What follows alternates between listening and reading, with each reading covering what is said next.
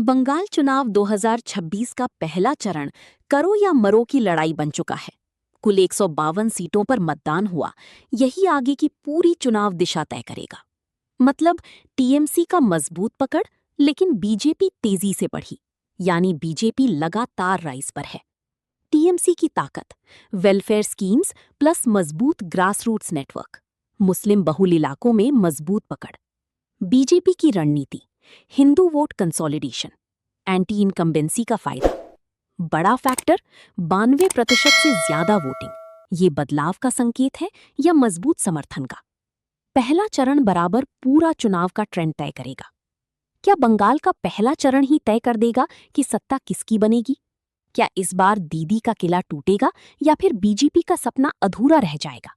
आज हम आपको बताएंगे वो सच्चाई जो शायद टीवी पर नहीं बताई जा रही। नमस्कार दोस्तों, स्वागत है आपके चैनल पर न्यूज बाइट। बंगाल चुनाव 2026 का पहला चरण सिर्फ वोटिंग नहीं बल्कि सियासी जंग बन चुका है। 152 सीटों पर हुआ ये मतदान पूरी चुनाव का गेम चेंजर माना जा रहा है। अगर बीजेपी यहां बढ़त बनाती है तो आगे रास्ता आसान, लेकिन अगर टीएमसी यहां रोक देती है तो ममता बनर्जी की वापसी लगभग तय। 2021 में इसी फेज में बीजेपी को 59 सीट मिली थी, जबकि टीएमसी ने 92 सीट जीतकर दबदबा दिखाया था। यही आंकड़े इस बार सबसे बड़ा संकेत बन चुके हैं। बीजेपी इस बार पूरी ताकत झोंक चुकी है।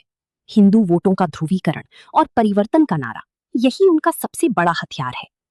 दूसरी तरफ ममता बनर्जी की टीएमसी ग्राउंड लेवल पर मजबूत नेटवर्क और महिलाओं व गरीबों के लिए योजनाओं के सहारे चुनाव लड़ रही है।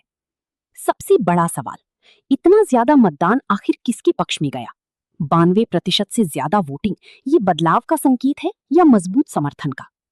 कई जगहों पर तनाव, राजनीतिक झड़पें और सुरक्षा को लेकर सवाल भी उठे, लेकिन इस बार चुनाव आयोग ने सख्ती दिखाकर माहौल को कंट्रोल करने की कोशिश की। मुर्शिदाबाद, मालदा,